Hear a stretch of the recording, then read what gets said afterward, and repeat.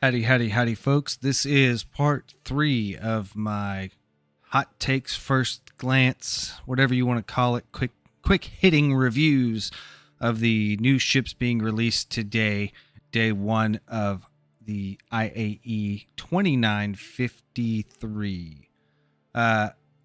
This video is going to be focused on the Crusader C1 Spirit. Now, other than maybe the RSI Galaxy, this is the ship that I have been the most excited about. In the entire game, oh my gosh, I was so ecstatic when I looked in my ship loadout manager this morning after logging in and realized that it was available for me to use. I've been waiting on this for a very long time. A long time for me. Any of you coming from the A1 Spirit video probably heard me go on and on about the ship a bit. And anyone coming from the Gattac video probably caught me talking about, this is just about a year of me playing Star Citizen now. I started last IAE for 2952. So I'm still relatively new. I look at a lot of the other content creators that have been doing this for, years. So I don't have the extended waiting on, the Idris or Javelin credentials of some of these people. So for me, this has been the ship that's been like, oh my God, I want it now. Anyways, a little bit about the ship. So this ship is a direct competitor for the Cutlass Black and the Misk Freelancer. It's got some very interesting things going for it. One is, first and foremost, it's a Crusader ship, which means everything about this ship has been very well thought out. All the design elements work very well. It's not like some other ships that you might come across in game where you're just kind of questioning, like, why would they put that there? Where is this thing at? There isn't any of that. It is very much a ship that everything flows well. The design language for the ship, the way everything looks, is fantastic. And I mean, it is a gorgeous ship. It flies extremely well. I haven't flown the C1 a whole lot. I have flown the A1 a little bit. So I'm basing a lot of stuff on that. But if it's like any of the other ships that have variants, then they're not going to be that different. Just a little bit that I have flown it, I do feel like it has very similar flight characteristics to a Cutlass Black, which I find interesting. The SCM speed was topping out about 153 for me. In the little bar. Overall, I like it. I mean, my only complaint is the same complaint I really had for the A1, and that's it has laser cannons instead of repeaters, and I'm not cool with that. But then again, that's something that's really easy to fix.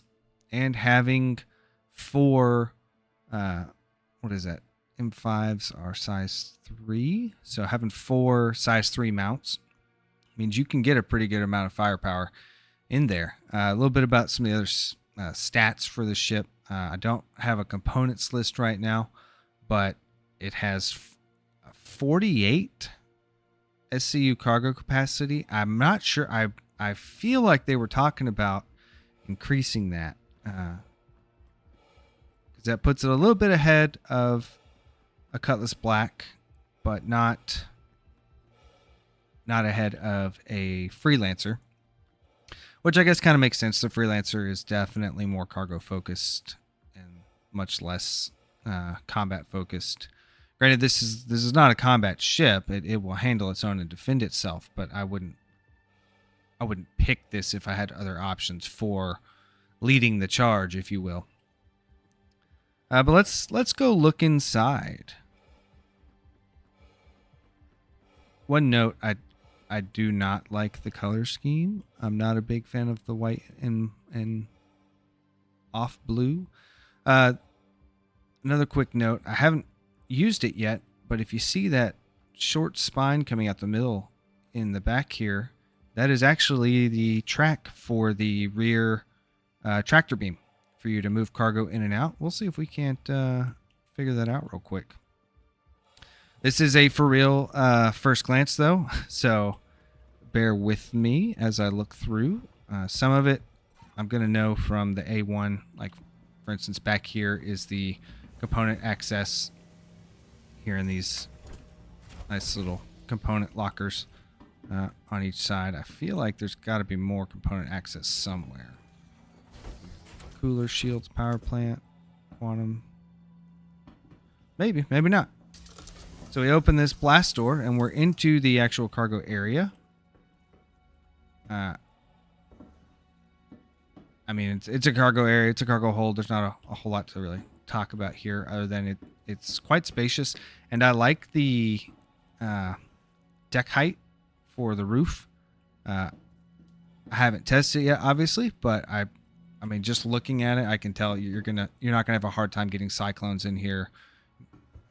I am willing to bet you can probably fit an Ursa. I don't know if it'll fit over this door here. Maybe. Either way, you could definitely fit multiple cyclones in here. And to be honest, it's the best ground vehicle in the game. We come up here. We've got... Oh, here's some more components. They're just not components that have been added to the game yet in general for any ship. But that's kind of neat. I didn't notice that in the A1, but the hull is identical. So I'm going to bet it's the same thing. And just like for the A1, we've got a couple of EVA lockers, a little weapon storage area. We got 3 small slots, 2 mediums. Restroom. Yep. Hot. Ooh, we can take a nice hot shower. All right, nice to know. We can open up our toilet here. That's a crappy bit. Okay. Still a vampire. Yep. Good to know. Kitchenette. We got a bed on each side. Overhead storage over each bed. I'm going to bet the co-pilot seat is probably where you handle the tractor beam. Let's find out. I want to know. I've got to know. It's bugging me. Let's see. Enter remote turret. Well, maybe not, because I'm pretty sure.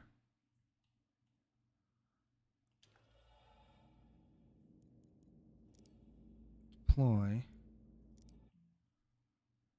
Okay, yeah, so the remote turret here is actually the...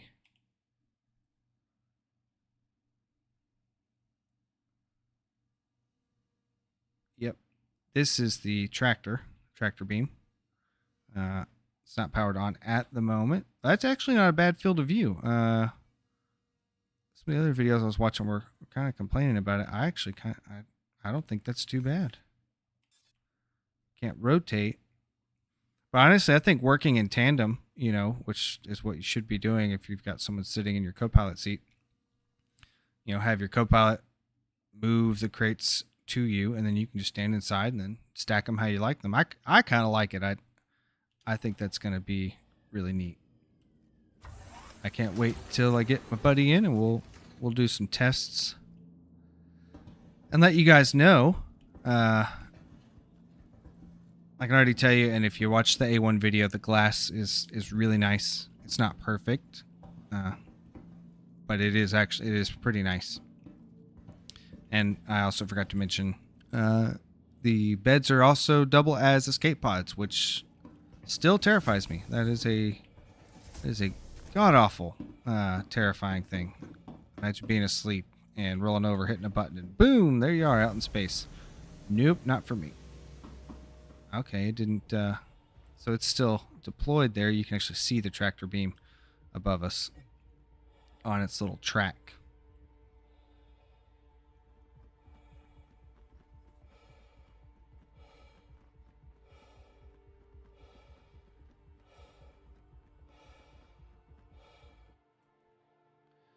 All right, so this has been Eyes of Heimdall's review of the Crusader C1 Spirit. Well, I don't know about review. We'll say first glance. This is Eyes of Heimdall's first glance, hot take, quick reaction, knee-jerk response, whatever you want to call it.